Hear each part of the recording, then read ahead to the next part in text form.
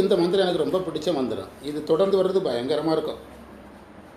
அதாவது இந்த மந்திரமெல்லாம் எல்லாரும் கேட்க. அதாவது எத்தனாவது மந்திரம் சொன்னீங்க?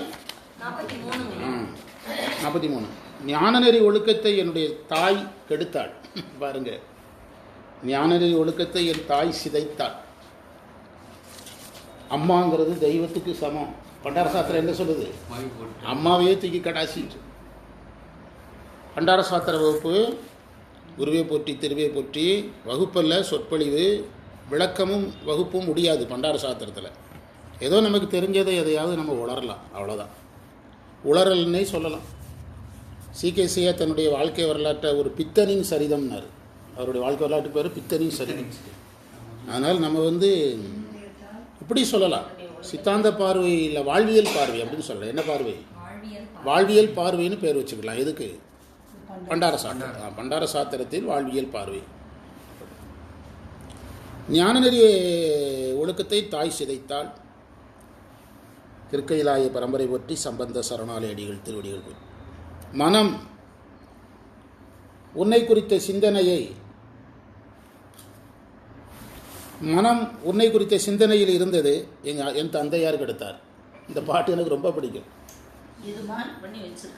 ஆமாம் ஆமாம், ஏற்கனவே சொல்லியிருக்கிறேன். கரூர்லலாம் இந்த பாட்டு ரொம்ப ஃபேமஸ் முதல்ல, அப்புறம் மறந்துட்டேன். மனம் உன்னை நினைப்பதை என் தந்தையார் கெடுத்தார். என் கண்கள் உன்னை பார்ப்பதை என் மனைவி கெடுத்தார். மனைவிக்கு குறி கண்ணு தான், பார்த்தீங்களா? மனைவி வரும்போதெல்லாம் கண்களை தான் கொண்டு வர்றார். கெடுத்தார். என் பிள்ளைகள் நான் இறந்து விட்டதாக நினைத்து கைவிட்டு விட்டார்கள். கை கழுவி விட்டாருன்னே உரை இருக்கு.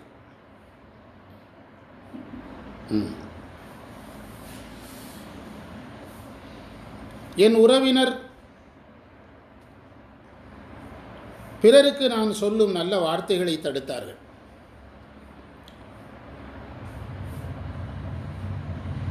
அடுத்த பத்தி, உதித்காசன் வயசுக்கு முந்தின கல்வி இது. அப்படிதான், அவனுக்கு ஒரு யோகம்தான். எனக்கெல்லாம் இது அவன் வயசில் சொல்லி செஞ்சிருந்தா சாமியாராக போயிருக்கு. இவர்களெல்லாம் கலைந்து போகும்படியாக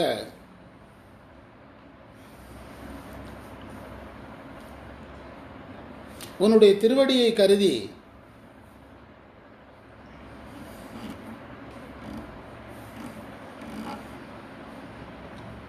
உலகை சாராமல் அருளால் இருந்தேன். இது எவ்வாறு நிகழ்ந்தது? தில்லையில் ஆடிய சங்கரனை.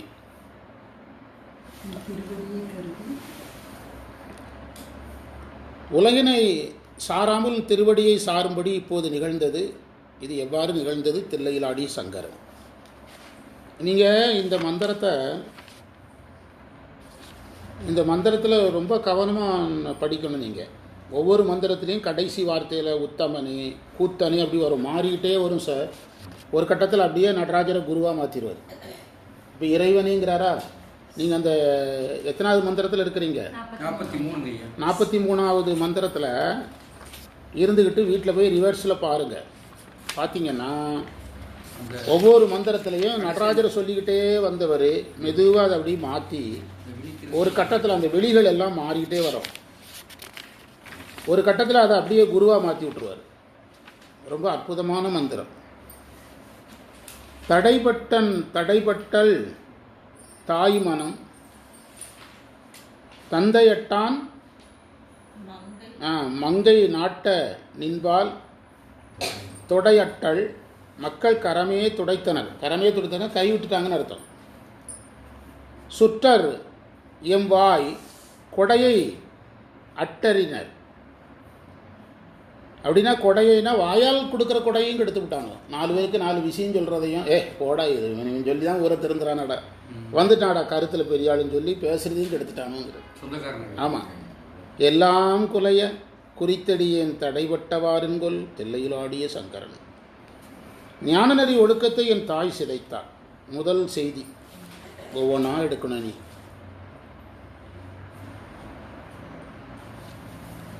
நம்முடைய சமய நெறியில் நின்று பார்க்கணும். நம்ம சமய நெறியில் அறம் படியாக நின்று சமயத்துக்கு செலுத்தும்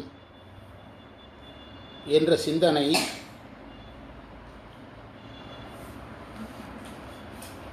அவ்வளோ எளிதாக எந்த ஒரு தாய்க்கும் அவ்வளோ எளிதாக வராது. அது நாயன்மார் நிலையில் இருக்கிற குடும்பங்களில் தான் வந்திருக்குது. எல்லா தாய்க்கும் என்ன செய்யாது, வராது. இப்போ இளையான்குடி மாறநாயனாருடைய மகன் தானே இலை இருக்க போகிறாரு. அது மகன் இறந்துட்டாங்கிறத அவங்க அம்மா தான் அப்புதியடிகள் நாயனர், அப்புதியடிகளுடைய மகன் தானே இலைய இருக்க போகிறாரு. அவர் அந்த மகனுடைய இறப்பை அந்த அம்மாவால் தாங்க முடியுதில்லை. அப்போ திருநாவுக்கரசர் வருகை, மகன் இறப்பை விட திருநாவுக்கரசர் வருகை முக்கியங்கிற ஸ்டேஜ் எல்லா அம்மாவுக்கும் வருமா? இது நீங்கள் சரியாக புரியணும். அப்போ அம்மாவை திட்டாரு சாமியார் அப்படின்னு சொல்லக்கூடாது. சாமி என்ன சொல்கிறாருன்னு புரியணும் முதல்ல. அதுதான் உங்களுக்கு அஸ்திவாரத்தை ஸ்ட்ராங்காக போட்டிருக்கிறேன். எல்லா பெற்றோர்களுக்கும் இல்லறத்தில் இதுதான் பெருசாக தெரியும். அறத்தை கடந்து சமயத்துக்கு போகிறோங்கிறது எல்லா தாய்மாருக்கும் தெரியாது.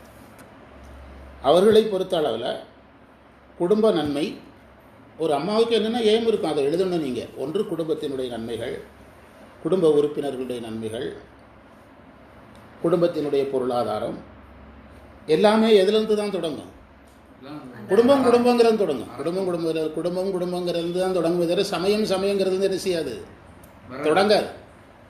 குடும்பத்தினுடைய நன்மை, அண்ணனாக இருந்தால் தம்பியை பாரும்பாங்க, தம்பியாக இருந்தால் அண்ணன் வீக்காக இருக்கான் பாரும்பாங்க, அண்ணனாக இருந்தால் தங்கச்சி கல்யாணம் பண்ணுறதுக்கு ஏற்பாடு பண்ணுவாங்க, அண்ணனாக இருந்தால் கொஞ்சம் பிள்ளை தம்பிக்கு ஒரு வேலை ஒரு பிஸ்னஸ் ஆரம்பித்து கொடுப்பாங்க. அம்மாவினுடைய எல்லாமே எங்கேருந்து தான் தொடங்கும்? அந்த குடும்பத்திலேருந்து தான் என்ன செய்யும், தொடங்கும்.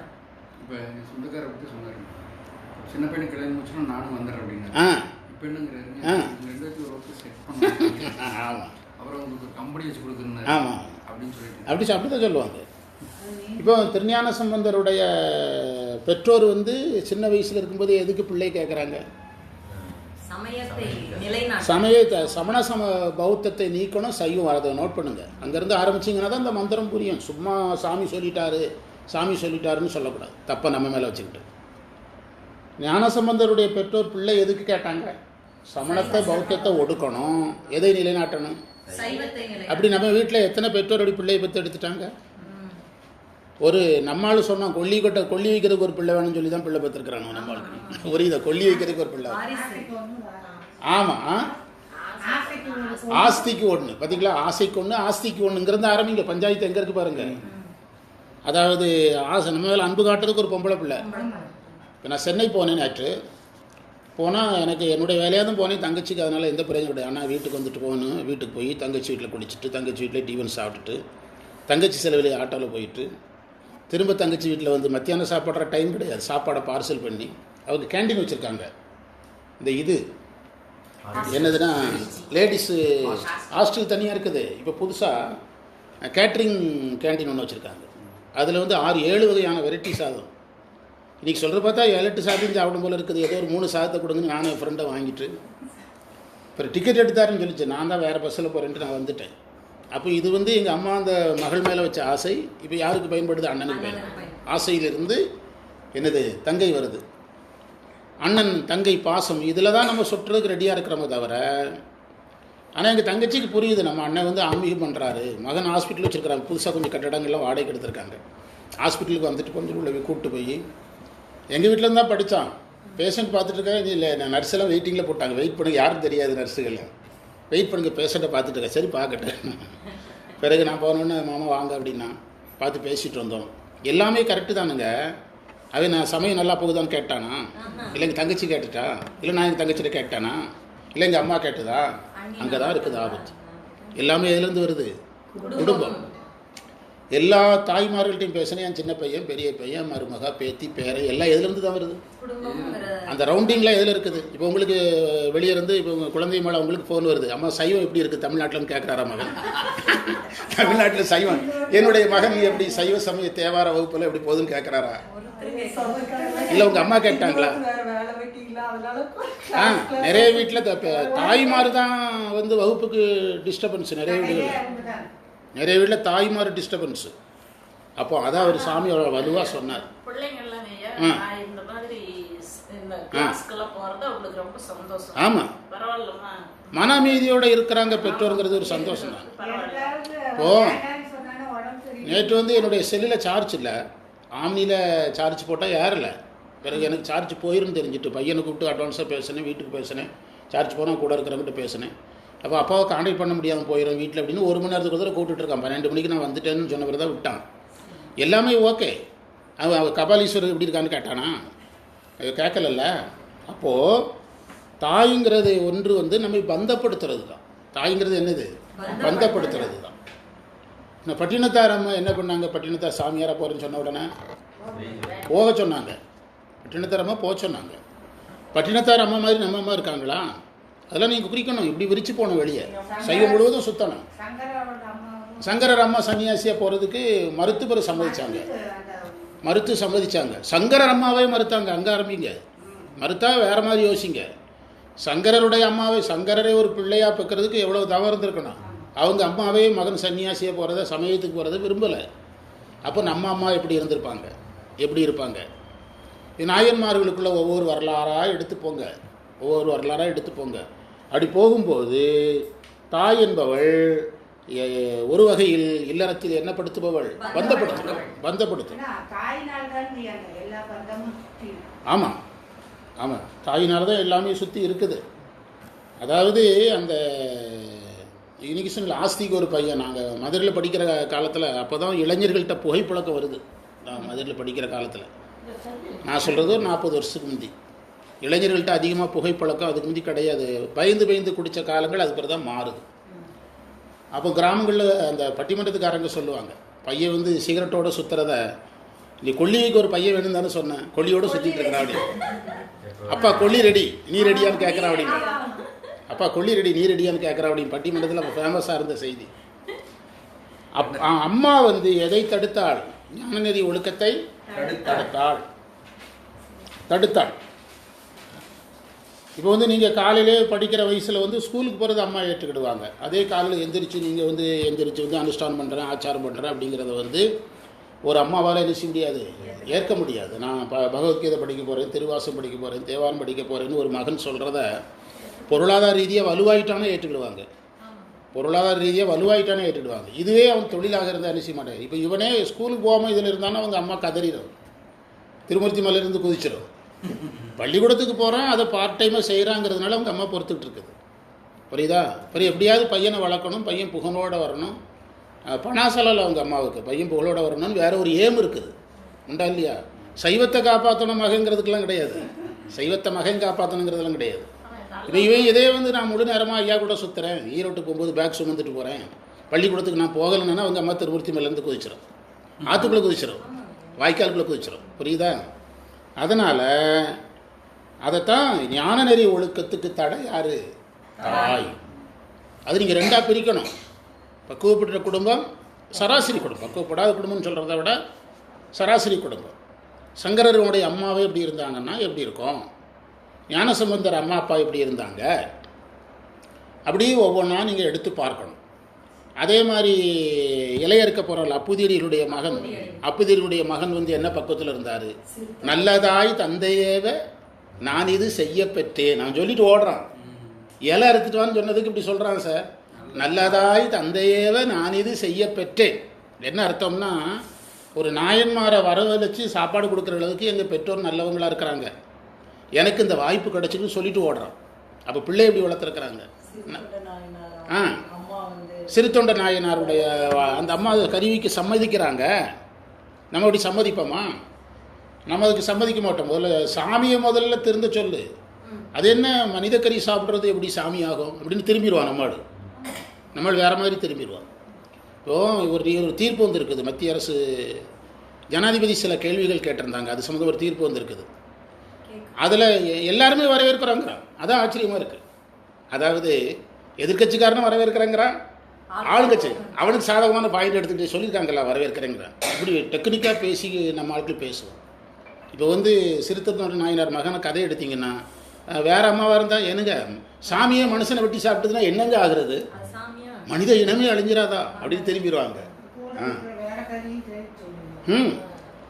இதையெல்லாம் ஒரே வார்த்தையில் முடித்தார். ஞான நெறி ஒழுக்கத்தை தாய் சிதைத்தாள். தடையற்றல் தாய் மனம். அது நடையற்றல். நடைனா ஒழுக்கம். நடையில் நின்றுயர் நாயகன். கம்பராமாயணம் ராமனுக்கு வச்ச பேர். நடையில் நின்றுயர் நாயகன், ஒழுக்கமானவன் அர்த்தம். அடுத்து அப்பா என்ன பண்ணாரு? நான் யோகத்தில் இருப்பதை தடுத்தார். அப்பா ரெண்டாவது பாயிண்ட்.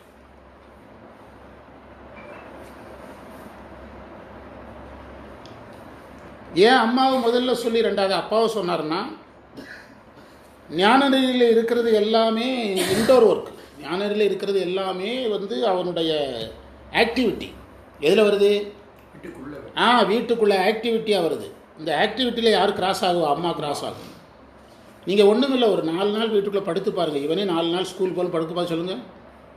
அவங்க அம்மா 4 நாள், ஒரு நாளைக்கு 6 மணி நேரம் திருவாசகம் முற்றோதல், அடுத்த 6 மணி நேரம் தேவாரம் முற்றோதல், 6 மணிக்கு ஆரம்பித்து 12 மணிக்கு திருவாசகம் முற்றோதல், அதுக்கு பிறகு ஆரம்பித்து தேவாரம் முற்றுதல்னு ஒரு வாரம் பண்ணான்னா அவங்க அம்மா ரகலை பண்ணிடும். ஏன்னா நேரடி பார்வையில் யார் இருக்கிறா? அம்மாவினுடைய நேரடி அதனால தான் அம்மாவை முதல்ல வச்சு ஒழுக்கத்தை யார் மேலே ஏற்றினார்? சமய ஒழுக்கத்தை தடுக்கிறது அம்மானார். யார் கிராஸாக மாட்டா?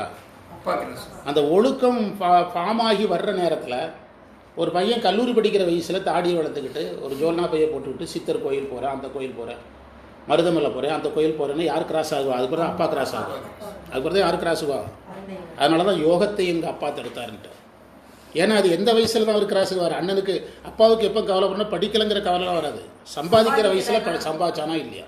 வீட்டை விட்டு வெளியே போகிற சம்பாதிக்கிற வயசில் சம்பாதிச்சானா இல்லையா? கம்பெனியை பார்க்க சொன்னும் பார்த்தானா இல்லையா? விவசாயம் பார்க்க சொன்னும் பார்த்தானா இல்லையா? ஒரே உட்காந்து சங்கரான்னு சொன்னால் சாப்பாடு வந்துடுமா அப்படின்னு யார் கேட்பா? அப்பா கேட்பார். அதாவது ஆற்றுக்குள்ளே இருந்து அரகராயினாலும் சோறு வேணும் இல்லை அப்படின்னு சொல்லுவாங்கல்ல. அந்த காஞ்சி வரதப்பா அப்படின்னு ஒருத்தன் கத்துனானா, அது ஒருத்தனுக்கு கஞ்சி வருதுன்னு கேட்டுதான். எங்கப்பா அப்படின்னு ஒரு சினிமா பாட்டு உண்டு. அந்த பாட்டுக்கே உனக்கு அர்த்தம் தெரியாது. அந்த பாட்டுக்கு அர்த்தம் என்னதுன்னா, காஞ்சி வரதப்பான்னு ஒருத்தன் கூப்பிடுறான். பசியோடு இருந்தவனுக்கு எப்படி கேட்டிருக்குது? எங்கப்பான்னு அந்த பாட்டு வரும். அது மாதிரி கவனம் எல்லாம் எதில்? ஆத்துக்குள்ளே இருந்து அரகரான்னாலும் சோத்துக்கு வெளி வேணும்லாம்பாங்க கிராமங்களில்.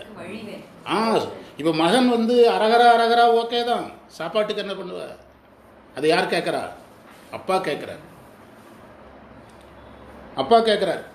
இப்போ நான் என்னையெல்லாம் எடுத்துட்டிங்கன்னா பார்ட் டைமாக பண்ணதுனால தான் அனுமதிச்சாங்க. இதை முழு நேரமாக பண்ணேன்னா என்ன செய்ய மாட்டாங்க? அனுமதிக்க மாட்டாங்க. பார்ட் டைமாக பண்ணதுனால இதுக்கு அனுமதி கொடுத்தாங்க. அதை அப்பா மேலே ஏற்றினார். அது அந்த பாட்டு அவ்வளோ அழகாக இருக்குது பாருங்கள். பேசிக்காக பையன் வளரும்போது சமய ஒழுக்கம் வராமல் யார் பார்த்துக்கிட்றா? அம்மா பார்த்துக்கிட்றாங்க. பேசிக்காக வளரும்போது கல்வி, அம்மா சொல் கேட்குறது. பிறந்த உடனே என்ன சொல்கிறோம்? இன்ஜினியர் ஆகணும், டாக்டர் ஆகணும், டாக்டர் ஆகணும், அமெரிக்கா போகணும், லண்டன் போகணும், அதானே சொல்கிறோம். மனுஷன் ஆகணும்னு கடைசி வரைக்கும் சொல்கிறது இல்லைல்ல. அதனால தான் மனுஷன் ஆகாமலே மனுஷன் செத்துடுறான்.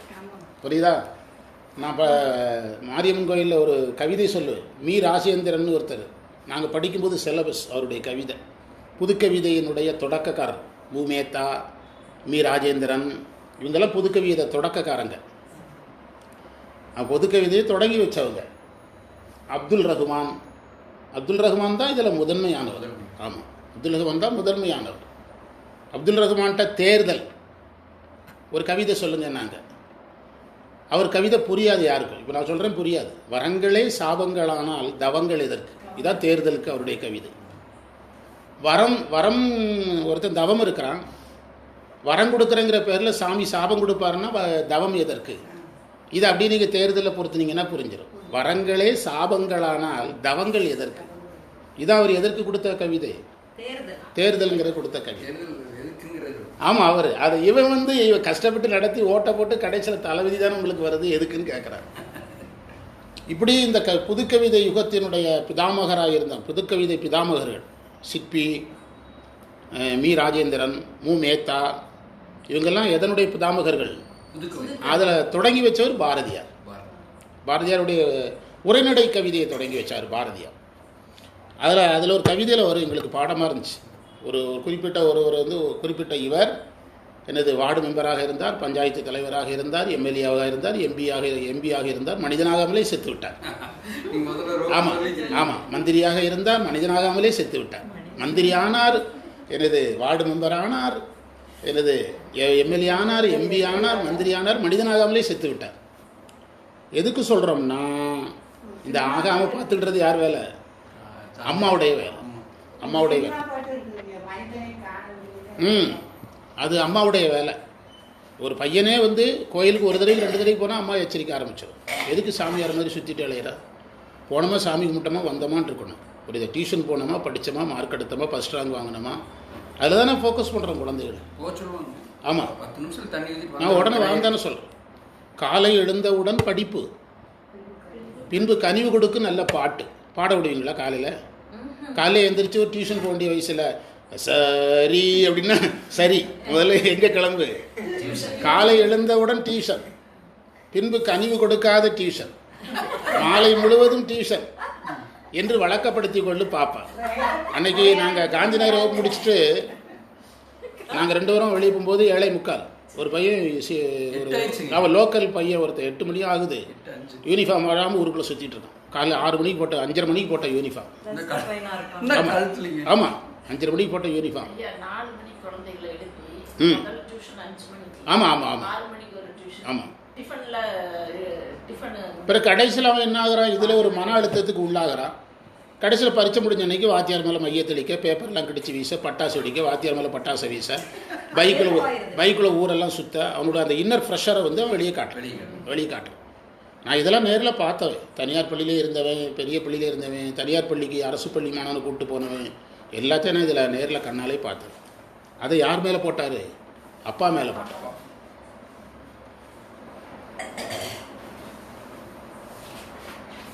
என் கண்கள் உன்னை பார்ப்பதை மனைவி கெடுத்தாள். என் கண்கள் உன்னை பார்ப்பதை மனைவி கெடுத்தாள்.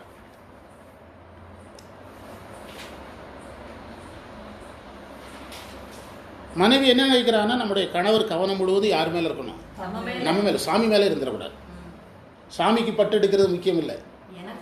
ஆமாம், சாமிக்கு நகை செஞ்சிடக்கூடாது, எனக்கு நகை செய்யணும். சாமிக்கு கோயில் கட்டக்கூடாது, எனக்கு வீடு கட்டணும். புரியுதா? வேட்டுவ குணம்னு உங்களுக்கு சொல்லி தந்துருக்கிறேன். ஆமாம், வேட்டுவ குணம். இப்போது இந்த நேற்று நான் பஸ்ஸில் வந்துக்கிட்டு இருந்தேன், பழனியில் இறங்கிட்டேன். பழனியில் இறங்கி பொள்ளாச்சி பஸ் 1/2 மணி நேரத்துக்கு ஒரு தடவை தான் வரும். இந்த புத்தகத்தில் இருக்கிறது நீங்கள் எங்கே வேணாலும் படிச்சுக்கலாம். நான் சொல்கிறது எங்கேயும் படிக்க முடியாது, உங்களுக்கு பார்க்கவும் தெரியாது. 500 வருஷம் ஆனாலும் பார்க்க முடியாது உங்களால். உங்களுக்கு உங்கள் வாழ்க்கையை கவனிக்கவும் தெரியாது. அப்சர்வேஷனுங்கிறது வேறு, அது தனி கெப்பாசிட்டி. அப்போ வந்து 1/2 மணி நேரத்துக்கு ஒரு தடவை பஸ்ஸு வரும். பிறகு நின்று உட்காந்துட நேரட் ஆயிரும்ட்டு நான் அவரும் எனக்காக நிற்கணும், கூட வந்தவர் பழனிக்காரர். நான் போகிறேன்ட்டு கிளம்பிட்டேன். பஸ் ஏறியாச்சு, ஸ்டாண்டிங் போயிட்டுருக்கோம். ஒரு கணவர் வந்து பொரி வாங்கி வச்சுருக்கிறாரு. இந்த என்னது காரப்பொரி 2 இது கவரில் வாங்கி வச்சுருக்கிறார். 2 வாங்கி 2லேயும் ஸ்பூன் போட்டிருக்குது. மனைவி செல்ஃபோன் பார்த்துக்கிட்டு போட்டுகிட்டே இருக்குது. இவன் இடையிடையே எடுத்து கொடுக்குறான். யாருக்கு? ஆமாம், அந்த அம்மா செல்ஃபோன் பார்த்துக்கிட்டு அப்படி இருக்குது. ஏற்கனவே நூடுல்ஸு, பூரிய நூடுல்ஸ் தின்ன கதை சொன்னாங்க. பூரிய நூடுல்ஸ் மாதிரி உள்ள உருட்டுற கதை. புரியுதா? க்ளீனாக சின்சியராக வேலை செஞ்சிட்ருக்கான். கடைசியில் அந்த அம்மா இவன் சாப்பிட்டதோட அந்த அம்மா, அது வாசம் வேறு, அது கவனத்தை தூண்டுது. அதில் நிறைய தேங்காய் எண்ணெயெல்லாம் சேர்த்துட்றானா. இப்படி உங்களுக்கு சொல்ல தெரியாது, நீங்களே நினைச்சாலும் சொல்ல முடியாது. இவங்க என்ன சொல்கிறாங்கன்னா, நீங்கள் சொல்கிறதெல்லாம் வகுப்பில் சொல்ல போனால் யாரும் சிரிக்க மாட்டேங்கிறாங்கிறாங்க. அது ஒரு தனி கெப்பாசிட்டி. அது இறைவன் எல்லாருக்கும் கொடுக்க மாட்டார். அதெல்லாம் இறைவன் எல்லாருக்கும் தரமாட்டார். ஆமாம், நீங்கள் அதை விற்றுருவீங்க. புரியுதா? தரமாட்டார். எல்லாராலும் முடியாது. அதாவது கமல் பெரிய நடிகர் தான், ரஜினி மாதிரி சிரிக்க வைக்க முடியாது. அப்போது வந்து வாசம் வேறு நமக்கு அந்த கவனத்தை தூண்டுது, மறந்தாலும் தூண்டுது. ஒரு கடைசியில் ஒரு கவர் முடிஞ்சிட்டுங்க, அந்த கவருக்கு கொட்டிட்டு அது தூர போட்டு அடுத்தது அப்படியே பிடிச்சிட்டு இருக்கான். ஆமாம், எல்லாம் முடிஞ்ச பிறகு பேப்பர் எடுத்து கையில் கொட்டி அதில் பாதி அந்த அம்மாட்ட கொடுக்குறான். அந்த அம்மா செல்ஃபோன் வாங்கி தின்னுக்கிட்டே இருக்குது. அதுக்கப்புறம் பேப்பரையும் அந்த ஸ்பூனையும் அடித்து அது ரொம்ப சின்சியராக பஸ்ஸில் சொருவி வைக்கிறான். ஆமாம், பஸ்ஸில் சொருவி வைக்கிறான். அந்த கைப்பிடி இருக்குல்ல, அதில் சொருவி வைக்கிறான். ஆமாம், சொருவி வைக்கிறான். நீங்கள் இதையெல்லாம் நீங்கள் கவனிக்கிறது இல்லை. அதை பெண் என்பவள் கணவனை முற்றிலும் யாருடைய பார்வையிலே வச்சுக்கிறது. நீங்கள் ஒரு கல்யாண ரிசப்ஷனுக்கு போங்க, குழந்தைய கணவர் தான் சுமப்பார். அந்த அம்மா தானே பெற்றுது, அந்த அம்மா சுமக்காது. 2 வீலரில் எத்தனை பெண்கள் ஆண்களை வச்சு வண்டி ஓட்டிட்டாங்க. உட்கார ரெடினா ஓட்டுற அப்படி சொல்லக்கூடாது. உட்கார ரெடினாலும் ஓட்ட மாட்டாங்க. நீ வேலை செய்கிறதுக்கு வந்தவன் என்ன செய்ய, நீ தான் வேலை செய்யணும். டிரைவர் வேலை யார் பார்க்குறா? கணவர் தானே டிரைவர் வேலை பார்க்குறாரு. ஊருக்குள்ளே நிறைய அரசு பணிகளில் இருக்கிறவங்களுக்கு டிரைவர் வேலை தான் பார்த்துட்டு இருக்காங்க நிறைய பேர். கரெக்டாக டைமுக்கு மனைவி கொண்டு வந்து விட. ஆமாம் ஆமாம். அப்புறம் அந்த அம்மா சொல்லி எப்படி எப்படி குடும்பம் வழங்கும், மனைவி சொல்லியிருக்குது டிரைவர் வந்தாச்சுன்னு சொல்லியிருக்கு. இப்படி யார் இருக்கிறா? மனைவி இருக்கிறா. மனைவி முழுவதும் அந்த கணவன் நினைவு முழுவதையும் யார் கவர் பண்ணிடுவா? மனைவி கவர் பண்ணிடுவா. மூன்றாவது பார்ட்டை தீத்தாரு. ஆமாம், அவங்க அம்மாவை அவசரத்துக்கு ஹாஸ்பிட்டல் கூப்பிட்டு போனேன். இப்போது நான் கேள்விப்பட்ட அளவில் ஐடி ஃபீல்டில் நிறைய சொத்து வாங்குறானுங்க. சொத்து வாங்குறவங்க எவரும் அப்பா அம்மாவுக்கு சொல்கிறது இல்லை. மனைவி சார்ந்த குடும்பம் தான் அதில் முன்னால் பாத்திர ஆஃபீஸுக்கு போகிறது, கையெழுத்து போடுறது எல்லாமே யார் தான் முன்னால் இருக்கிறா? மனைவி சார்ந்தவங்க தான் இருக்கிறார். இதெல்லாம் நீங்கள் கவனிக்காமல் பாடம் நடத்தி போட்டு ஓடிடுவாங்க எல்லாரும். நீங்கள் இந்த உலகியல் சொல்ல தெரியலைன்னா இந்த பாடத்தை உங்களால் கொண்டு சேர்க்க முடியும். நான் இந்த பாடத்தை உலகம் முழுவதும் சொல்ல ரெடி. இந்த பாடத்தை ஒன்று இதில் என்னமோ சாமி தப்பாக சொல்லிட்டாருங்கிறான். அவங்க சார்ந்தவர்கள் ஆமாம், மெஜாரிட்டியா இருப்பாங்க. ஆமாம் இப்போ நான் சொன்னது நீங்கள் யோசித்தீங்களா? குழந்தைய சுமக்கிற வேலை மனைவிக்கு வருது. சில பார்த்தீங்கன்னா ஹேண்ட்பேக்கை சுமந்துட்டு அலைகிறானுங்க. சிலர் மனைவியுடைய ஹேண்ட்பேக்கை சுமந்துட்டு அலைகிறான். அதேமாதிரி டூ வீலரில் எத்தனை பெண்கள் ஆண்களை வச்சு ஓட்டிட்டாங்க. நீங்கள் இப்போ லேடிஸ் வீக் ஆனவங்கிறீங்க. அந்த ஆம்னி பஸ்ஸில் வந்து ஸ்லீப்பர் இருக்குல்ல, எவ்வளோ வேகமாக ஏறுறாங்க. அதே நீங்கள் வீட்டில் மேலே ஒரு சில்வர் பாத்திரம் எடுங்கன்னு சொல்லுங்கள், என்னால் முடியாது நீங்கள் எடுங்க நான் விழுந்துருவேங்கோ. ஆனால் மேலே ஏறி படுக்கிறதுக்கு எவ்வளோ வேகமாக துடுன்னு விமானத்தில் ஏறுற மாதிரி ஏறுறாங்க. பாட்டிகள் அதை விட ஸ்பீடாக ஏறுது. என்னமோ இதை ரொம்ப வருஷமாக பழகின மாதிரி ஏறுது. ஃபுல்லாக அப்சர்வேஷன் தான் பண்ணினா சமுதாயம் எப்படி இருக்குன்னு தான் மெட்ராஸ் போயிட்டு வரதுக்குள்ளே கொடுத்த காசை விட அதிகமாக படிச்சுட்டு வந்தேன். எவ்வளோ வேகமாக ஏறுறாங்க மேலே அந்த பாட்டிகள். மனைவி ரொம்ப முதலாக ஏறி போகிறாங்க. ஆனால் அதே நீங்கள் வீட்டில் வந்து ஒரு சில்வர் பாத்திரம் ஆனால் விழுந்துரு நீங்கள் எடுங்க அப்படிம்பாங்க. புரியுதா உங்களுக்கு? அதனால தான் மூணாவது பார்ட்டில் யாரை வச்சார்? ஒரு செய்தியை அழகாக சொன்னார். முதல் செக் போஸ்ட்டு தாய். ஒழுக்கங்கிற பேரில் கிராஸ் பண்ணுவாள். புரியுதா? சமய ஒழுக்கம் வராமல் பார்த்துக்கொள்கிறது யார் வேலை? ஆமாம். ரெண்டாவது செக் போஸ்ட்டு அப்பா. சாமியை நினைக்க விடாமல் பண்ணிடுவார். ஏன்னா நினைப்பு எதில் இருக்குதோ அதுதான் தொழில். அப்பா ஏன் நினைப்பில் தலையிடுறாருன்னா பிஸ்னஸை மறந்தானா முடிஞ்சுது. அவன் எதை மறக்கக்கூடாது. அப்போ நினைப்பு சாமி பக்கம் போகாமல் யார் பார்த்துக்கிறார்? அப்பா பார்த்துக்கிறார். மனைவி தன்னுடைய கண் பார்வையிலே வச்சுக்கிறார். சில வீட்டில் பெண்களே சொல்கிறாங்க, நம்ம பார்வை விட்டு எங்கேயும் போக மாட்டாருங்க, என் பார்வையிலே வச்சுருக்கிறேனுங்க அவரை அப்படிம்பாங்க. மனைவி தன்னுடைய கண் பார்வையிலிருந்து யாரை விடுறதில்லை. மனைவி வந்து கணவரை விடுறதில்லை. அது என்னதுன்னா அவன் வந்து அந்த இடத்துல அந்த மனைவி என்ன பண்ணுறான்னா தனக்கு ஒரு வேலைக்காரனை போலவே யாரை மாற்றிடுறா. அதுக்கு பொருள் அதுதான். தனக்கு ஒரு வேலைக்காரனை போல மாற்றி ஒரு தடவை டைட்டான் ஷோரூமுக்கு போயிருந்தேன். ஃபாரின் வாட்ச் என் பையன் எனக்கு வாங்கி தந்திருந்தான். நான் வகுப்பில் முதல்ல கட்டிட்டு வருவேன், இப்போ விட்டுட்டேன். 18,000 ரூபாய்க்கு அப்போவே வாங்கி கொடுத்தான். இந்த செயின் கொஞ்சம் லூஸாக இருக்குன்னு கலட்ட போனேன். இந்த டைட்டான் வாட்ச் இந்தியா டைட்டான்லேயே தயாராகிறது இல்லை, இது அபுதாபியில் தான் தயாராகுது. அரபு நாட்டில் எங்கள் கடையில் கொடுத்த மாதிரி எங்கேயும் கொடுத்துறாமா, எங்கள் கடையில் கொடுத்த மாதிரி எங்கேயும் கொடுத்துறாதீங்க. அபுதாபியில் தயாராகிற டைட்டான் ஒரிஜினல் வேறு, இங்கே தயாராகுது இதோட குவாலிட்டி அப்படின்னு. ஒரு அம்மா ஒரு கணவர் வாட்ச் வாங்க வந்திருக்கிறார் மனைவிக்கு. இது போதும்னு செலக்ட் பண்ணுது. பில்லு போடுறதுக்குள்ள வேறு வாட்சி போகுது. இப்படியே 1.5 மணி நேரங்க. இவனும் சளைக்காமல் ஷூ போட்டு இன் பண்ணி பெல்ட்டு கட்டி நல்லா படிச்சிருக்கிறான். அந்த அம்மா சொல்கிறதுக்கெல்லாம் அம்மா சொல்லிக்கிட்டே இருக்கான். வேறு ஏதாவது பேசினானா முடிஞ்சான். புரியுதா? ஆமாம். அதாவது கணவருக்கு தேவையான, மனைவிக்கு தேவையான உணவு, மனைவிக்கு தேவையான பொருள், மனைவிக்கு தேவையான வசதிகள், மனைவிக்காகவே வாழ்ந்து மனைவிக்காகவே செத்து போயிடுவான். மனைவிக்காகவே என்ன செஞ்சிருவான்? செத்து போயிடுவான். இதில் யார் மாற்றா? அதுக்காக மனைவி எதிலே வச்சுக்கிட்டாள்? கண் பார்வையில் வச்சுக்கிட்டான். நீங்கள் ராமானுஜர் சொன்னீங்கன்னா அழகாக இருக்கும். ராமானுஜர் காலத்தில் ஒருத்தன் மனைவிக்கு கொடை பிடிச்சிட்டு அலையிறான். உண்மையில் நடந்தது. ஆமாம், பல தடவை சொல்லியிருக்கோம். ஆமாம், திருச்சியில் உண்மையில் நடந்தது. அப்போ ராமானுஜர் ஏன்டா ஏன் இப்படி ஆகிட்டான் நம்ம ஊருக்காரர் அப்படின்னு கேட்குறாரு சீடர்கள்ட்ட. அவன் இப்படியே தான் விளைஞ்சிட்டு இருக்காங்க, டெய்லி தான் வேலை அப்படின்னு. அவனை கூப்பிட்டு என்னடா பண்ணுறனாரு? மனைவி கண்ணு ரொம்ப அழகாக இருக்கும், இந்த வெயில் பட்டுதுன்னா கண் அழகு போயிடும், அதனால கொடை பிடிக்கிறேங்கிறான். அப்போ அவர் சொல்கிறாரு, இதை விட அழகான கண் காட்டினா நான் இதை விட்டுறேன் அப்படிங்கிறாரு. ஒரு ஸ்ரீரங்கத்தில் போய் பெருமாளை காட்டினோன்னா அதை விட்டுட்டு யாருக்கு சீடனாயிடுறான்? இது அவருடைய வாழ்க்கை வரலாற்றில் இருக்குது. ராமானுஜருடைய வாழ்க்கை வரலாற்றில் இருக்குது. அப்போ அந்த மனைவியினுடைய கண்ணில் கடந்தவனே என்ன செய்கிறாரு? வைக்கிறார். நீங்கள் இதை கண்ணுன்னு சொல்கிறீங்க சாதாரண, இவர் சாமி சொல்கிறாருன்னு சாதாரணமாக பார்க்குறீங்க. கண்ணை வச்சு திருக்குறள் பல இருக்குது. யான் நோக்குங்காலை நிலநோக்கும் நோக்காக்கால் தான் நோக்கி மெல்ல நகும். அப்படின்னு ஒரு திருக்குறள். என்ன பொருள்னா, நான் பார்க்கும்போது தரையை பார்க்கிறாள். அது சினிமா பாட்டாக வந்தது, சினிமா பாட்டாக வந்தது. நான் பார்க்கும்போது தரையை பார்க்கிறாள், நான் அவளை பார்க்கும்போது என்னது, நான் பார்க்கும்போது தரையை பார்க்கிறாள், நான் பார்க்காத போது என்னை பார்க்கிறாள். எதில் வச்சு தான் பேசினார்? ஆமாம். ஒரு பெண்ணு சொல்கிறான், நான் என் கண்ணுக்கு மை எழுதுறது இல்லைங்கிறா. ஏன்னு கேட்டால் என் கணவன் அங்கே தான் இருக்கிறான், அவனுக்கு ஏதாவது அவங்க கருப்பாகிடுவாங்க அப்படின்னு சொல்கிறான். இப்படி ஒரு திருக்குறள் இருக்குது, 10-20 திருக்குறள் இருக்குது கண்ணை வச்சு. புரியுதா? ஆமாம் ஆமாம். அது வந்து நமக்கு அந்த நான் இது பொருள் அது வந்து அருள் பார்வையில் தீக்கையில் வருது, இது பொருள் பார்வையில். அப்போ வந்து கண்ணை வச்சு இவ்வளோ விஷயங்கள் இருக்குது. சாமி நீங்கள் கண்ணை தானே சொல்கிறாருன்னு நினச்சிடக்கூடாது.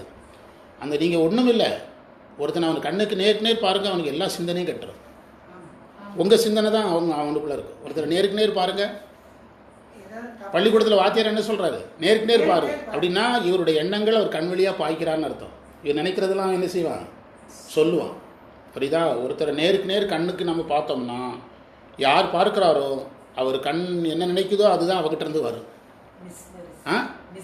மெஸ்மரிசத்தில் அது வந்து கற்றுக்கிடுறது, இது கற்காமலே வருவது.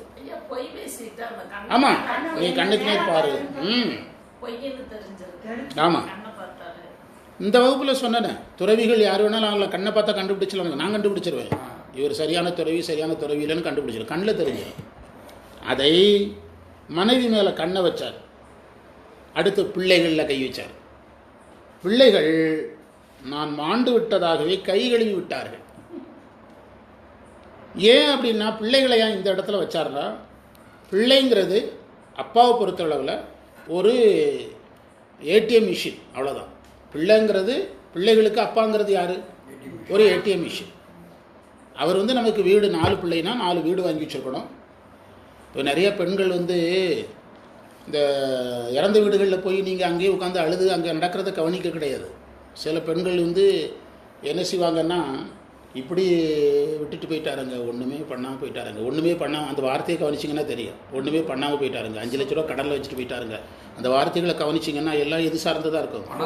எல்லாம் காசு சார்ந்ததாக. என்னங்க எதுவுமே பண்ணாமல் போயிட்டாருன்னா பேங்க்கில் எதுவும் பணம் போட்டு வைக்கலன்னு அர்த்தம். எதுவும் பேங்க்கில் அதே மாதிரி ஏதாவது இன்சூரன்ஸ் போடலைன்னு அர்த்தம். என்ன போடலை? இன்சூரன்ஸ் எதுவும் போடலை. அதுமாரி இந்த மாதிரி பண்ணி வச்சுட்டு போயிட்டாருங்க, இந்த மாதிரி பண்ணி வச்சுட்டு போயிட்டாருங்க, கடன் பண்ணி வச்சுட்டு போயிட்டாருங்க அப்படிம்பாங்க. ஆமாம் ஆமாம். கடைசியில் அவர் என்னெல்லாம் செய்யணுமோ, அவர் இதை செய்யலைங்க அதை செய்யலைங்க, செய்யாத லிஸ்ட்டு தான் அவர் செஞ்ச லிஸ்ட்டு எல்லாமே போயிடும். செஞ்ச லிஸ்ட்டு எல்லாம் போயிடும். நான் உங்கள்கிட்ட ஏற்கனவே சொன்னேன், ஒரு நமக்கு தெரிஞ்ச ஒரு சிவனடியார் இறந்துட்டார். அவரை முதல்ல பார்க்கும்போது என்னால் சரியாக பார்க்க முடியும், எனக்கு ஒரு மன உறுத்தலாக இருந்தது. 2வது பார்க்கும்போது எனக்கு அவர் நினைவாகவே இருக்குது. அவங்க பொருளாதார உலகத்துக்கு போயிட்டாங்க. எல்ஐசியில் பணம் போடுறது எப்படி, நம்ம சம்பாதிக்கிறது எப்படி, குடும்பம் நடத்துறது எப்படி, பிள்ளை படிக்க அங்கே போயிட்டாங்க. இப்போ நாங்கள் அங்கே இருக்க முடியாமல் எந்திரிச்சு வந்துட்டோம், சொல்லிட்டு வந்துட்டோம். அப்போது மனைவிக்கு அது கரெக்டாச்சு தான். பிள்ளைகள் பார்வையில் என்னது? அப்பாவுடைய சொத்து. அப்பா வந்து நமக்கு எவ்வளோ சம்பாத்தியம் பண்ணி வச்சார், அப்பா நமக்கு எத்தனை வீடு வாங்கி வச்சார். அதனால் பிள்ளைகள் வந்து இடையராது சிவன் நினச்சிட்டு இருக்கிறோம், என்ன சொத்து சேர்த்து வைப்பா? அப்படி சேர்க்க முடியாதுல்ல. அப்போ இடையராது சிவன் சொத்து தான் உனக்கு அப்படின்னா ஏற்றுக்கிடுவானா? இப்போ என்னுடைய மகன் வந்து முதல்ல அவன் ஃப்ரெண்ட்ஸுகள் கூட அடிக்கடி வெளியூருக்கெல்லாம் போவான். வருஷத்தில் 1 தடவை 2 தடவை போவான். அப்போ எங்கள் வீட்டில் வந்து ஏடிஎம் கார்டை கொடுத்துரு அப்படின்னு. நான் பணமே கொடுக்காது, ஏடிஎம் கார்டை கொடுத்துரு, ஏதோ ஒரு அவசரம்னா என்ன செய்வாங்க, 1000-2000 கொடுத்துரு அப்படின்னு. ஏடிஎம் கார்டை வாங்கி பைக்கில் போட்டுவிடுவான். பெருசாக எங்கள் வீட்டிலலாம் ஏடிஎம்மில் பணம் இருக்காது, அவனுக்கு தேவையான பணம் இருக்கும். வேறு அப்பாட்ட சொல்லிட்டு போனோம் அப்படிம்பா. அப்பா கோயில் போயிருக்கிறாரு, எத்தனை மணிக்கு போகிற? 8 மணிக்கு போகிற. 8 மணிக்கு தானே அப்பா கோயிலேருந்து வருவார் அப்படின்னா, அப்போ பஸ் ஸ்டாண்டில் சந்திச்சுக்கிறேன். எனக்கு ஃபோன் வரும், காந்தி இந்த மாதிரி வர்றாங்க, பஸ் ஸ்டாண்டில் அவன் ஃப்ரெண்ட்ஸுகள் கூட வர்றான், நீங்கள் அவனை பார்த்து பேசிட்டு வந்துருங்கப்பாங்க. நான் அப்போ தான் கோயிலேருந்து திருநீர் கொண்டு வருவானா, திருநீரை கொடுப்பேன். இவன் வாங்கிடுவான், வீட்டுக்கு ஃபோன் பண்ணுவான். ஏதோ 5000-2000 தருவாருன்னா திருநீரத்துக்கு கொடுக்குறாரு அப்படின்னு எங்கள் வீட்டுக்கு ஃபோன் பண்ணிடுவான். ஏதோ 2000-3000 கேஷாக கொடுப்பாருன்னா திருநீரை தூக்கி தர்றாரு அப்படின்பா. அவனுக்கு வந்து எதுதான் இவ்வளவுக்கு எதை கொடுத்தாச்சு? நீங்கள் வந்து நீங்கள் குழந்தைகளோட ஓடுறீங்க, அதனால தான் குழந்தைகளால் பாதிக்கப்படுறீங்க. நீங்கள் என் பையன் இப்படி பண்ணிட்டேன், என் பிள்ளை இப்படி பண்ணிட்டா, மருமக இப்படி பண்ணிட்டாங்கிறீங்க. நீங்கள் அவங்க கூட ஓடிட்டு இப்போ திரும்ப பார்க்குறீங்க, திரும்ப முடியாது. ஆரம்பத்தில் திரும்பிடணும். நான் என்னுடைய பையனுக்கு வந்து அப்பாச்சி பைக் வாங்கி கொடுக்குறேன். நான் சைக்கிளில் ஸ்கூலுக்கு போயிட்டுருக்கேன். எப்போ வாங்குகிறான்? 10th படிக்கும்போது 2 வீலரு டிஎஸ்50 வாங்குகிறான். +1 போன உடனே அப்பாச்சி பைக் வாங்குறான். நம்ம ஊரில் மஞ்சள் கலர் பைக்கு, சூர்யா ஒரு படத்தில் அந்த பைக்கை ஓட்டி ஃபேமஸ் பண்ணார். அது நம்ம ஊரில் அதான் முதல் பைக்கு. பொள்ளாச்சியிலேருந்து செகண்ட் ஹேண்டாக வாங்கிட்டு கொடுத்தாச்சு. 75,000 ரூபாய்க்கு மேலே வாங்கி கொடுத்தாச்சு. வண்டியை கொஞ்ச நேரம் ஓட்டினா பெட்ரோல் இல்லை, சைக்கிளில் போய் வாங்கிட்டு வாங்கண்ணா. உனக்கு பைக் வாங்கியிருக்குது, நீ தான் பெட்ரோல் வாங்கணும். நீ பைக் ஓட்டுறதுக்கு நான் சைக்கிளில் போய் பெட்ரோல் வாங்கணும், உனக்கு வேலைக்காரனா அப்படின்னு. அப்போ தான் நம்ம எல்லாத்தையும் பேசும்போது யார்கிட்ட பேசக்கூடாது, அப்பாட்ட பேசக்கூடாதுன்னு புரிஞ்சுக்கிட்டான். நீங்கள் பசங்க கூட, பிள்ளைகள் கூட, மருமகள் கூட அவங்க போக்கிலே போயிட்டு திடீர்னு திரும்பினீங்கன்னா உங்களை தொங்க விட்டுருவாங்க. மாணவர்கள்லாம் வந்து சொல்கிறாங்க எனக்கு அந்த பிரச்சனை. அதனால் நீங்கள் அவங்க கூட ஓடிட்டு இப்போ வந்து நீங்கள் திரும்பப்படுது. அன்னைக்கு ஒரு ஆர்வத்தில் ஆமாம், இன்றைக்கி நீங்கள் திரும்பும்போது உங்களை கட்டி வச்சு அடிச்சு விடுவாங்க. நீங்கள் தனியார் பள்ளியில் படித்தான், அரசு பள்ளி பசங்க 1-2 பேர் கூட பழகுனா அரசு பள்ளியில் நல்ல பசங்க இருக்காங்க. அவன் ஸ்போர்ட்ஸ்மேனுங்கிறதுனால ஸ்போர்ட்ஸ்மேன்ட்டே பழகும். அது அரசு பள்ளி ஸ்போர்ட்ஸ்மேன் பசங்க எல்லாரும் ஒரே மாதிரி பண்ண முடியும். அவங்களெல்லாம் கெட்டவே நான் சொல்லலை. நான் அது அரசு தான் நமக்கு சோறு போட்டுது. அப்போ நான் சொன்னேன், நான் கேள்விப்பட்டேன் இந்த மாதிரி அந்த பசங்க கூட பழகுறான்னு. இதை வந்து நீ அந்த பையன் எப்படிப்பட்டவன்னு எனக்கு தெரியாமல் பழக, கவர்மெண்ட் ஸ்கூல் பையன்களே இப்படி கையாளுங்கிறது எனக்கு தான் தெரியும். இனிமேல் அவங்க கூட சுற்றினேன்னா நீதிமன்றத்தில் வந்து எனக்கு சம்மந்தம் இல்லைன்னு சொல்லிவிடுவோம் அப்படின்னு. எங்கள் அண்ணனெல்லாம் பக்கத்தில் என்னோட பிள்ளைகிட்ட இப்படி பேசுகிறேன், இப்படி தான் பேசி வளர்த்துருக்கிறேன் நான் அப்படின்னு. இப்படி தான் நான் யாரை வளர்த்துருக்கிறேன், நீதிமன்றத்தில் கூண்டேறி எனக்கு சம்மந்தம் இல்லைன்னு சொல்லிவிடுவோம் அப்படின்னு. அதுக்கப்புறம் அந்த பழக்கத்தெல்லாம் விட்டுட்டான். எதுக்கு? நீங்கள் என்ன தப்பு பண்ணுறீங்க? முதல்ல நீங்கள் அவங்க போக்கில் போயிட்டீங்க, இப்போ திரும்புறீங்க. மகன் உங்களை உதறான், மருமகள் உங்களுக்கு ஒத்துழைக்க மறுக்கிறாங்க. என்ன காரணம்னா நீங்கள் திடீர்னு திரும்ப என்ன முடியாது. நீங்கள் நினச்சாலும் ஒரே ஒன்று தான், கட்டி வச்சு அடிக்கிறது மட்டும்தான் மிச்சம். புரியுதா? வேப்பரத்தில் கட்டி வச்சு அடிப்பாங்க, அவ்வளோதான். அது நடக்காமல் பார்த்துக்கிடுங்க. புரிஞ்சுதா? அதனால் மகன் என்ன எதிர்பார்க்குறாரு? மகன் என்ன இறந்து விட்டதாக நினைத்தான். ஏன்னா அப்பா சொத்து இருந்தால் தானே கையெழுத்து வாங்குறதுக்கு அவர் உயிரோட வேணும். எனக்கு சொத்து இல்லாத அப்பா இருந்தானே செத்தானே யார் கணக்கு போடுறா?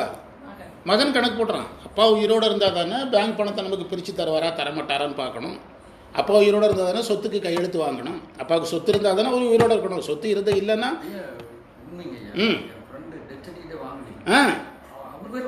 இல்லை பிரதர், டெட் செட் வாங்கியதுக்கு பாருங்க எவ்வளோ கொடுமை பாருங்க. பாருங்க வாங்கவே இல்லை,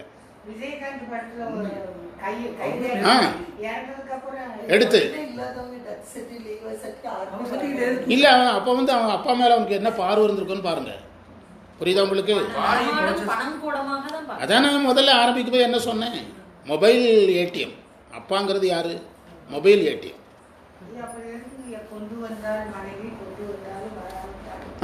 கொண்டு வந்தால் மனைவி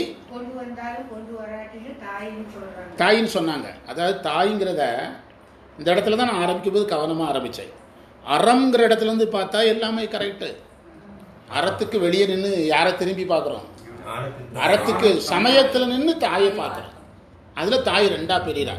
ஞானசம்பந்தர் அம்மா வேற, சங்கரர் அம்மாவே இப்படி இருந்தாங்கன்னா நம்ம அம்மாலாம் இப்படி இருக்கணும்.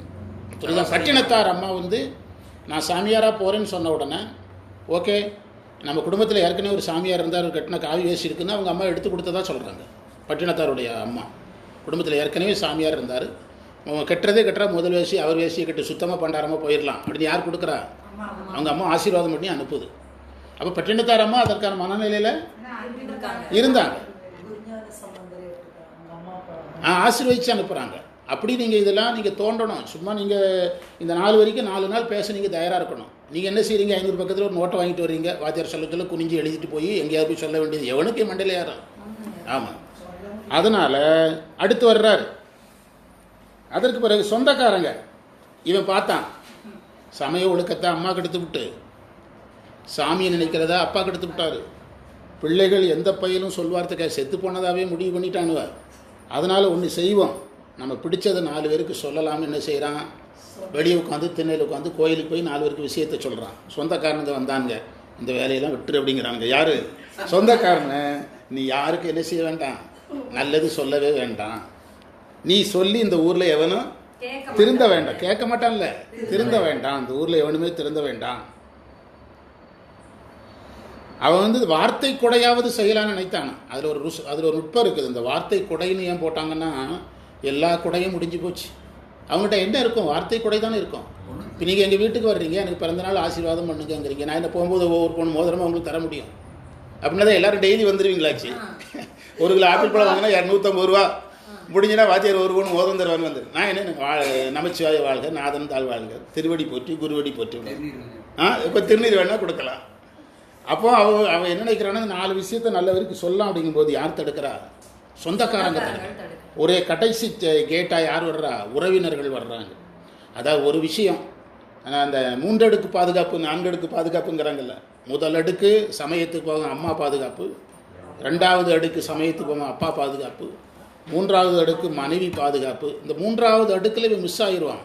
அதனால தான் சாமி வெளியிருந்து வீட்டுக்குள்ளே இறக்குறார் ஆளை. 3வது அடுக்கில் அப்பாட்ட இருந்து தப்பிச்சிருவான். இந்த முதல் 2 அடுக்கில் தப்பிச்சிட்டான்னா தப்பிச்சிருவானுங்க.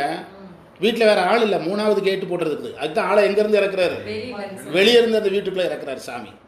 புரியுதா? ஹெலிகாப்டர் இறக்குன மாதிரி வெளியிலேருந்து ஒரு ஆளை உள்ள கொண்டு இறக்கி விடுறாரு. இறக்கி அந்த டயத்துக்கு ஆமாம் இவங்க 2 பேருக்கு அடங்க மாட்டாங்க. ஆமாம், அந்த லெவலில் இவன் வந்து பெற்றோருக்கு அடங்க மாட்டான். இந்த சாட்டவர் வச்சு அடிச்சு ஆமாம், இவங்களை வச்சு கால் கட்டு போடுறதுங்கிறாங்கல்ல. கொஞ்சம் நஞ்சம் நடந்துகிட்டு இருந்தவனை அம்மா கண்ட்ரோல் பண்ணி கொஞ்சம் நடந்துகிட்டு இருந்தான். அப்பா கொண்டு இன்னும் கொஞ்சம் நட குறைஞ்சிது. மனைவி வந்தது கால் கட்டு போட்டாச்சு.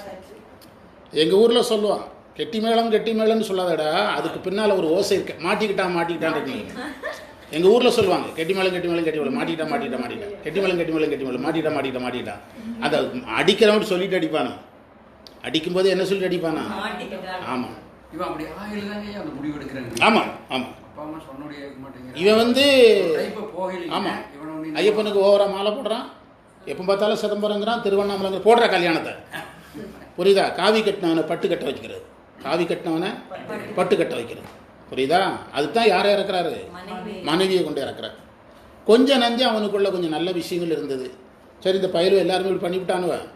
சொந்தக்கார பயிலுக்கு தெரியாமல் அடுத்தவனுக்காவது 4 நல்லதை சொல்லாகும் போது சொந்தக்காரன் வந்து எட்டி பார்த்து, ஏய் இதோட நிறுத்து, நீ என்ன செய்ய வேண்டாம், யாருக்கும் நல்லது சொல்லவே வேண்டாம்னு யாரும் கெடுத்துட்டான்? உறவினர்கள் கெடுத்துட்டான். சுற்றம் என்னும் இதுதான் மாணிக்க வாசகருடைய சுற்றம் என்னும் தொல்பசு குழாங்கள் பற்றி அழைத்து பதறினர் கதறவுங்கிறதுக்கு நம்ம இவ்வளோ நேரம் பேசியிருக்கோம். பதறினர் கதறவுன்னு என்ன அர்த்தம் தெரியுமா? அந்த உரை படிச்சிங்கன்னா தெரியும். நம்ம குடும்பத்தில் இப்படி ஒருத்தர் சமயவாதியாக போயிட்டான்னு சொல்லி வருத்தப்பட்டு சமயத்துக்கு போனதுக்கு அழுதாங்களாம், சமயத்துக்கு போயிட்டாங்கிறதுக்கு அழுதாங்களாம். ஆமாம், இப்படி ஆகிட்டாங்க. பற்றி அழித்து பதறினார் கதறவும், கதறி இருக்கிறான் கதறவும் என்று சுற்றம் என்னும் தொல்பசுக்குழாங்கள் பற்றி அழைத்து பதறினர் கதறவும் சொன்னது அதனால தான். இப்போ நிலைமை என்னாச்சுது? அதுக்கு சொல்கிறார், இவர்கள் எல்லோரும் விலகி போகும்படியாக நான் உன் திருவடி தான் உறுதிப்பொருள் என்று நினைத்தேன். இதில் நமக்கு என்ன எச்சரிக்கை தெரியுமா? இப்போ சாமி எழுதுறாருன்னா அவர் பேசிக்காகவே துறவுலேருந்து வந்தவர். நமக்கு என்ன எச்சரிக்கைன்னா, இந்த தடைகள் எங்கேருந்துலாம் வரும்? அம்மாட்டிருந்து வரும், அப்பாட்டிருந்து வரும், மனைவிட்டிருந்து வரும், பிள்ளைகள்கிட்ட வரும், சொந்தக்காரங்க. எத்தனை கேட்டு, எத்தனை அடுக்கு பாதுகாப்பு? 5 அடுக்கு பாதுகாப்பா? அம்மா 5 அடுக்கு பாதுகாப்பு. நல்லவனாக வாழாமல் இருக்கிறதுக்கு 5 அடுக்கு பாதுகாப்பு. ஆமாம், நல்லவனாக வாழாமல் இருக்கிறதுக்கு 5 அடுக்கு பாதுகாப்பை போட்டு அந்த அடியேன் உறுதிப்பொருளாவது உன் திருவடியை என்று கருதி உன்னை சார வைத்தாய்.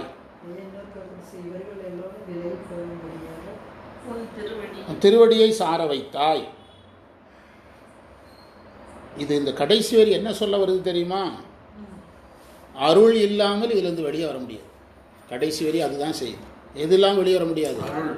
இறைவன் அருள் இல்லாதவர்கள் இந்த 5 கேட்டில் மாட்டுவாங்க. நீங்கள் ஆரம்பத்திலே நீங்கள் கவனமாக இருந்துக்கிடணும். நீங்கள் அவங்க போகிற போக்கில் அவங்க சொல்கிறதையெல்லாம் கேட்டுட்டு கடைசியில் நீங்கள் ரூட்டை திருப்பினீங்கன்னா, என்னடா திடீர்னு திருந்துறீங்க? ஒரு படத்தில் பார்த்திபன் திடீர்னு திருந்திடுவார். அப்போ கூப்பிட்டு விடுவாங்க, அவன் தப்பு செய்கிறதுக்கு சம்பளத்துக்கு போவான், கூப்பிட்டு விடுவாங்க, திருந்திட்டு தான் சொல்கிறான் அப்படிம்பாங்க. அப்போ கூப்பிட்டுட்டோன்னு சொல்கிறேன், என்னடா திடீர்னு யார்கிட்ட கட்டடா திருந்துறானுங்க, அப்படிலாம் யாரும் என்ன செய்ய விடாதீங்க, திடீர்னு திருந்த விடாதீங்க அப்படின்னு ஒரு வசனம் சொல்லுவான். அது மாதிரி என்று இந்த பண்டார சாத்திர பாடலை நம்ம நிறைவு செய்வோம். கொஞ்சம் வாழ்க்கையில் எல்லோரும் விவரமாக இருக்கணுங்கிறதுக்கு இதுதான் பாடம். ஒரு எவ்வளோ பெரிய பாடம் என்ன சார்! இந்த மந்திரத்தை நான் இங்கே கரூர் ஈரோட்டெல்லாம் சொல்லி 3-4 வருஷம் இருக்கும். படிக்க ஆரம்பிக்கும் போதே சொன்னேன். நம்ம ஒப்பிலையும் சொல்லியிருக்கிறேன், இவ்வளோ விரிவாக சொல்ல. நம்ம அடுத்த பாடப்பகுதி போகலாம். சிவாயனம் அடுத்த பாடப்பகுதி போகலாம். எல்லாம் கரெக்டு. இந்த மந்திரத்தை வச்சுட்டு இவ்வளோ நேரம் பேசணுமல்ல. ஆமாங்க. சமயத்தில்